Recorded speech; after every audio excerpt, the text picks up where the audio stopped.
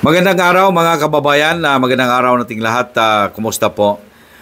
Ako na naman inyong abang lingkod, mga kaibigan, samahan ninyo ako sa episode na ito. Mga kaibigan, ng ating Vice Presidente naglabas ng kanyang video recorded statement patungkol dito sa issues ng corruption. Reaksyon niya mga kababayan sa mga nagaganap ngayon sa ating paligid. Alam na pala ng Vice Presidente mga kaibigan nung siya pa ay DepEd Secretary sa mga kung anong nangyari mga kaibigan sa ating budget. Lalong-lalo na nung ito ay ginawa sa 2024 for 2025 para ngayong taon. Mga kababayan, hindi na natin pagpatagalin pa. Pakinggan natin ang ating Vice Presidente. Mga kababayan, nauunawaan ko ang galit at pagkadismaya ninyo.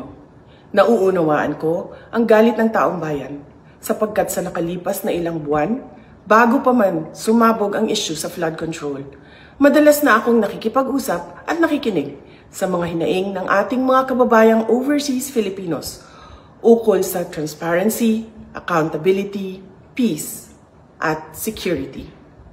Nauunawaan ko ang galit ng taong bayan dahil nasaksihan ko mismo kung paano minanipula ng House of Representatives ang budget ng Department of Education. Sa halip na sundin ang listahan ng DepEd upang matugunan ang malalang kakulangan sa classrooms, misulang ginawang pork barrel ang pondong nakalaan para sa kabataang Pilipino at pinaghati-hatian ng mga kongresistang malapit sa mga makapangyarihan. Pinili kong huwag sumali sa panggagago sa taong bayan. Sa aking pagbitiw bilang kalihim ng DepEd, ininda ko ang kaliwat kanan na atake kasama na ang impeachment para lamang mapagtakpan nila ang katiwalian sa 2025 budget. The President now faces a profound crisis of confidence, especially in the way these corruption investigations are being handled, which appear to lack both direction and resolve. We also seek clear answers on how a budget that deprived Filipinos of billions and billions of pesos was approved under his watch. Kaisa ako ng milyong-milyong Pilipinong nadismaya at nandidiri sa pamahalaang lulong sa insekuridad at walang kabusugang kasakiman. Ang karapatan nating magsalita at magpahayag ang sandigan ng demokrasya. Dapat itong pakinggan ng pamahalaan, hindi para isang tabi at baliwalain lamang. We Filipinos deserve better. Syukran. Ayun po. Anong sabi ng Vice Presidente? Naunawaan niya ang taong bayan. Naintindihan niya ang hinanakit ng Pilipino. Mga kaibigan, nalaman niya, hindi lang pala ito ngayon. Nung pang prepare pa mga kababayan ang budget noong 2024 para sa 2025. Yung time na yun ay maliban sa Vice Presidente siya ay kalihim ng ating Departamento ng Edukasyon, Department of Education. At sinabi na niya, napakinggan natin, narinig naman ninyo, na nagkalamat mga kababayan ang relasyon. Nung umalis na siya sa DepEd, hindi niya matanggap-tanggap, mga kaibigan, na ang DepEd na nangangailangan ng pundo ay kinuhaan ng budget. Na samantala ito'y importante, mga kababayan. May isa sa mga opisyal natin, mga kababayan, na interview. I will not be naming names, no? Because di ko talaga masyadong natandaan kung sino yun. Basta, ang maliwanag mga kaibigan na narinig ko, na nagreklamo siya na bakit po ang pundo na linaan for 2025 meaning binalangkas nila ito mga kaibigan noong 2024. Kasi ang discussion para sa budget for next year, halimbawa na ngayon, may discussion sila ng budget mga kababayan for 2026, di ba po? Kagaya din ang nangyari sa budget ng 2025, sa ngayon pa, Noong 2024 nila ito binalangkas, mga kaibigan. Now, sinabi nung isang opisyal, mga kababayan, na hindi lang nag-sink in talaga sa memory ko. Basta I heard na sinabi niya. Nagtaka siya na bakit ang budget daw ng DepEd mas maliit kaysa sa budget ng Department of Public Works and Highways. Nai-relate ko lang ito, mga kababayan, itong usaping ito, nung sinabi ni BP Sara, mga kababayan, na alam na niya, mga kaibigan, ang kalakaran na ito. Kasi nung DepEd Secretary pa nga siya, inipit na ang kaniyang budget. Hanggang sa tuluyan siyang umalis. Kaliwat kanan na ang birada o atake sa kanya. According to her, di ba po? Klarong-klaro naman na narinig ninyo, mga kababayan, na kaliwat kanan na ang atake sa kanya hanggang sa umantong pa na binanatan siya, mga kaibigan, ng impeachment complaint. Ipapa-impeach pa siya, mga kababayan. Di ba po? Mainit na issue din yun yung time na yun. So, ngayon, itong nangyari sa atin ngayon, mga kaibigan, kung gaano kagalit ang tao, ang Pilipino, nakikiisa siya, mga kababayan, sa kung anong hinanakit ng Pilipino ngayon. Kasi, yun na nga, naranasan niya, mga kababayan, na ang pondo, nung panahon nga siya pa ang DepEd Secretary, nabawasan nga. Yung pala, napunta, mga kaibigan, ito na. Sa kalukuhang ito, mga kababayan. Remember? Di ba ang pinag-uusapan ang issue ng itong flood control, corruption dito, mga kababayan. Actually, hindi lang ito sa flood control eh. Lahat ng project, mga kababayan. Biruin mo, pati ang Department of Agriculture, di ba po? Natandaan ba ninyo? Nung budget hearing ngayon, this year, nung nag-budget hearing sila, mga kababayan, naging kanilang nagdepensa ng kanyang budget request si Secretary Tio Laurel, mga kababayan.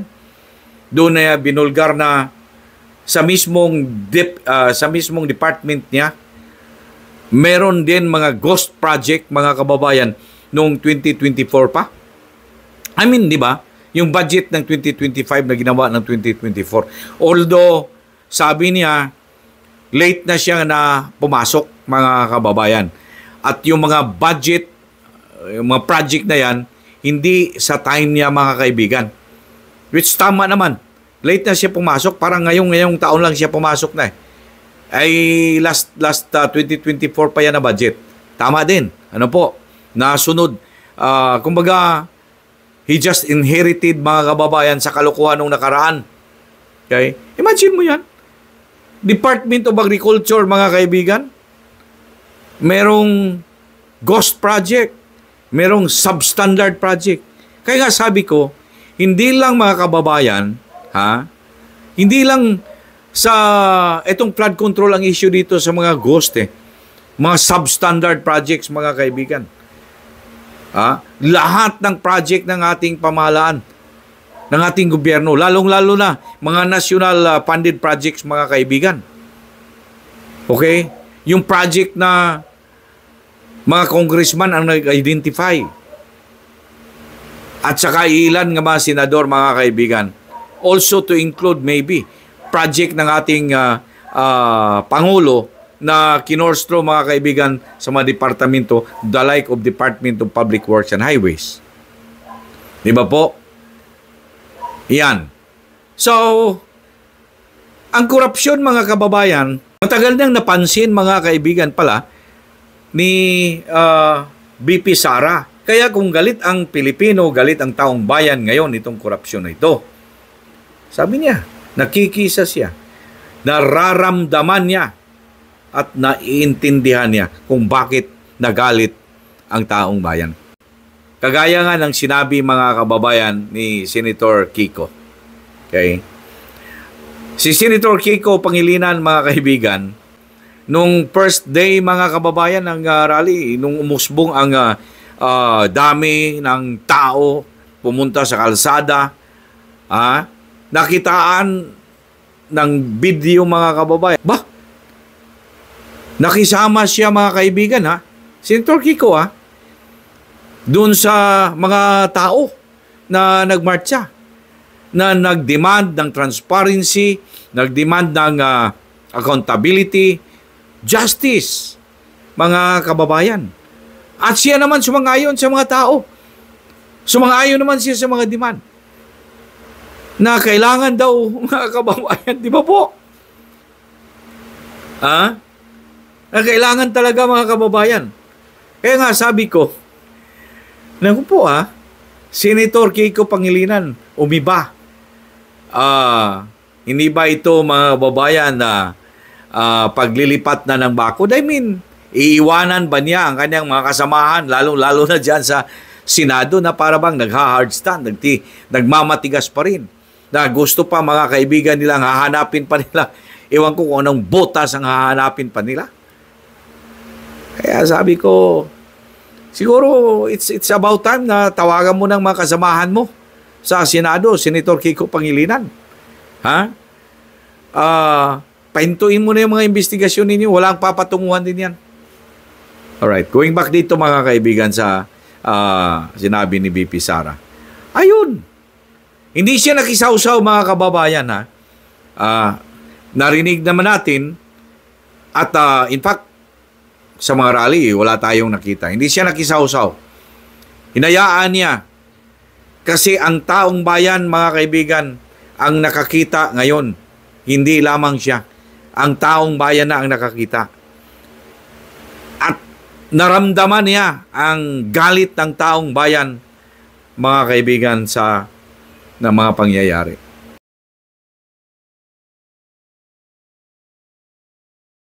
Kaya nga po sa mga ibang episode natin, the past episode natin na sinabi ko na may God intervention mga kababayan na nangyari.